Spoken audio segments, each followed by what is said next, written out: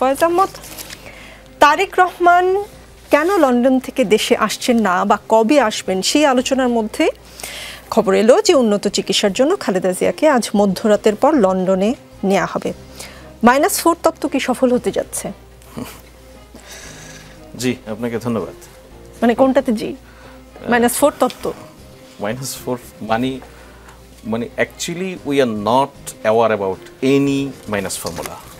আমাদের ডিকশনারিতে কোনো মাইনাস বলে কিছু নেই। সুতরাং এটা একটা রাজনৈতিক সুবিধা, অবিশ্বাস তৈরির চেষ্টা। এবং আপনি যদি খেয়াল করুন, এই দফায় বেগম জিয়ার অসুস্থতার পর থেকে মাইনাস করা, ওনার শারীরিক অবস্থা নিয়ে নানান ধরনের গুজব সৃষ্টি করা, এই কাজগুলি কারা করছে আমরা যদি একটু চোখ রাখি, একটু বিশ্লেষণ করি, তাহলে কোয়াটারটা খুব পরিষ্কার হয়ে যায়। সুতরাং যেই মানুষগুলি বাংলাদেশের এক্সিস্টিং পলিটিক্যাল হারমোনির মধ্যে এক ধরনের নয়েজ সৃষ্টি করার চেষ্টা করছেন, তারা এই বিষয়টি নিয়ে খুব নোংরাভাবে, ন্যাক্কারজনকভাবে রাজনীতি করছেন। বেগম জিয়ার শারীরিক অবস্থার অবনতি হলে ওনাকে ওনার চিকিৎসক দল, ওনার পরিবার এবং দলের সিদ্ধান্ত মোতাবেক বিদেশে চিকিৎসার জন্য সর্বশেষ চেষ্টাটি হচ্ছে। আমরা আশা করি সেটা সফল হবে। এর আগেও তো উনি চিকিৎসা নিয়েছেন, তখন কিন্তু এটা নিশ্চিত হয়ে গিয়েছিল যে -4 ডান হয়েছিল না, তো উনি আবার ফিরলেন কি করে? উনি তো আবার ফিরেছেন।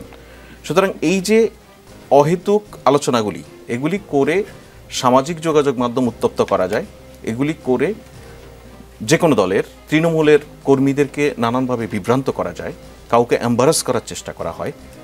কিন্তু আপনি যদি অপরদিকে বেগম জিয়ার দল, তার পরিবার এবং সরকার এই জায়গাগুলিতে খেয়াল করেন, আপনি দেখবেন যে সবাই ওনার সুস্থতার জন্য, ওনার শারীরিক পরিস্থিতির উন্নতির জন্য সর্বোচ্চ প্রয়াস দিয়ে যাচ্ছে। জি, আমরা জোবাইদুর রহমান আসার একটা খবর পাচ্ছি। সরকার কি এই বিষয়ে কিছু জানে, বা সরকারের কাছ থেকে বিএনপির তরফ থেকে বা পারিবারিক পর্যায় থেকে নিরাপত্তার কোনো আবেদন বা এরকম কিছু কি কোনো খবর আছে আপনার কাছে?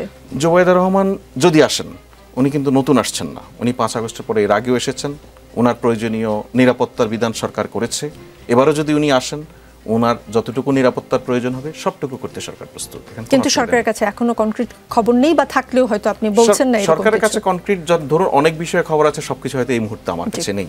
তো সরকারের কাছে ইতিমধ্যে ওনার পরিবার থেকে বা দলের পক্ষ থেকে কিছু জানানো হয়েছে কিনা ঠিক এই মুহূর্তে আপনাকে আমার পক্ষে বলা সম্ভব নয়।